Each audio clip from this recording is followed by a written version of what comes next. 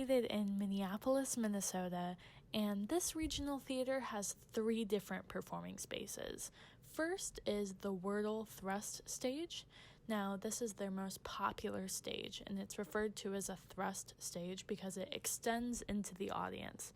The audience sits on all 3 sides of the theater, and there are 1,100 seats, and it is fully equipped with trapdoors, elevators, and hidden entrances. This is designed for creative blocking, so that way the audience can really get a unique theater experience when they go to the Wordle Thrust stage. Next is the McGuire Proscenium stage, which is a 700-seat picture frame stage. It means that the stage has a fixed focus of a rectangle. It cannot adapt as easily as the thrust stage, but the point is to ensure that all theater goers have the same visual experience. When you see a show at the Guthrie Theater, they typically perform their 19th to 20th century dramas on this stage. Next is the Doling Studio, and this studio is a black box theater. It's more minimalistic than the black box at other studios you might find. Things like backstages and lights and booths are not at all present in this studio. This is to ensure that the space can be as versatile as possible. And there are some other unique features to this building, like the amber box, the endless bridge, projected ghost images on their exterior walls from past shows, and projections of past shows on the ceiling. Next, we're going to be talking about the history of the Guthrie Theater. The Guthrie Theater is in the heart of Minneapolis. It opened in 1963 with a production of Hamlet, directed by Sir Tyrone Guthrie, who happens to be the founder of Guthrie Theater. This theater was born out of the idea that Broadway didn't know how to keep classics interesting anymore. So Guthrie and his colleagues wanted theater with no limits. It's nationally recognized as the birth of nonprofit theater in America. The theater is appealing to young people right now because it's attached to the University of Minnesota for their BA and BFA programs.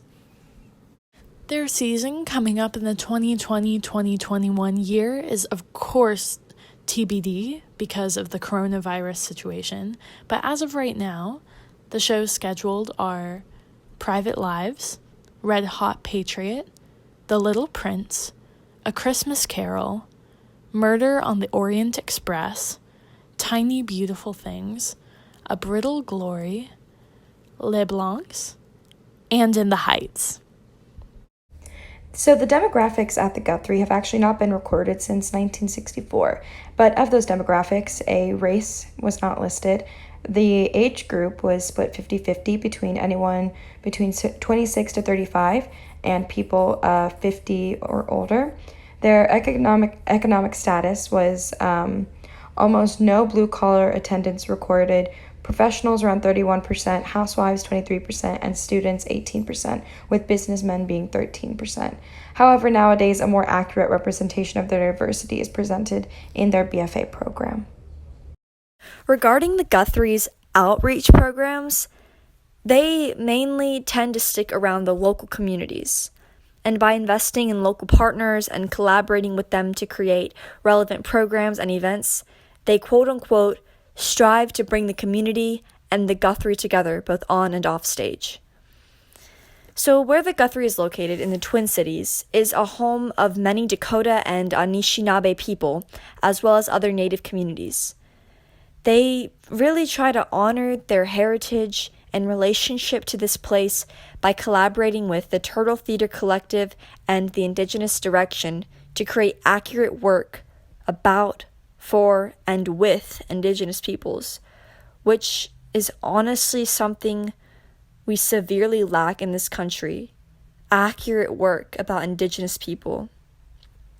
So together with the Indigenous Direction co-founders, they've produced performances such as Water is Sacred and Stories from the Drum on their stages, which engaged and featured members of the Native community. They say that they're honored to continue this journey of community art making, and they even offer free classes and fellowships for emerging Native artists and community trainings about decolonizing indigenizing professional spaces and processes. With the theater as renowned and respected as the Guthrie, there's going to be renowned and respected people behind some of the biggest aspects of the theater, starting with the artistic director, Joseph Hodge. Hodge has performed as an actor as well, and was named by American Theater magazine as one of the 25 theater artists who, quote, will have a significant impact on the field over the next quarter century. And he was also the recipient of the respected NEA/White House Council Millennium Grant awarded to 50 of America's finest artists. Now on to the director of production, Rebecca Cribben. Now, Cribben spent the bulk of her career at London's Royal Shakespeare Company, rising from sound engineer to becoming production manager, a post she held for 14 years. And we all know that London's Royal Shakespeare Company is a big deal. Next, on to the technical director, Jim Gangle. So basically, when the Guthrie did Metamorphosis, Gangle and his team basically turned the entire Guthrie stage into a giant trapdoor filled with water. And the work of supporting 1,500 gallons of water that weighs about 12,500 pounds was done under his leadership by a wooden structure the audience will never see. Some people that have worked with the Guthrie are actors such as Barbara Bryn. She is an award-winning actress who has starred in more than 60 productions at the Guthrie. She's also performed at many other regional theaters and off-Broadway. Another actor is Zoe Caldwell. She launched the Guthrie's first theatrical season in 1963, and she performed in their shows such as The Three Sisters. And lastly, an actor named Stephen Yocom. He has performed in more than 75 Guthrie productions. He's also performed at Carnegie Hall and Arena Stage, as well as the Kennedy Center and Mixed Blood Theater. A designer that has recently worked with the Guthrie is Kate Sutton Johnson. She recently designed the set for the Guthrie's production of Noise is Off, and she has won the Ivy Award in 2007, along with a 2016 set design trophy for her Sweeney Todd production design. Now, why live in Minneapolis? Well, Minneapolis is home to some of the best park systems in the US, and it is full of diverse culture, surrounded by native communities and tribes that are constantly celebrated in the community. It is also home to the famous Sculpture Garden, which is an outdoor art gallery that is full of beautiful pieces of artwork and fountains, and even an ice skating rink. Minneapolis was also ranked as one of the top 10 most forward thinking cities and was voted as the 15th most caring city in the US. It is also home to many, many pride parades.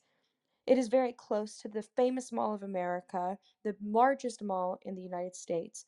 And Minneapolis is also known for being a highly artistic and liberal area. This is the main reason for their many art galleries and museums and theaters around town, such as the Orpheum. We hope you learned and enjoyed some amazing facts about the incredible Guthrie Theater.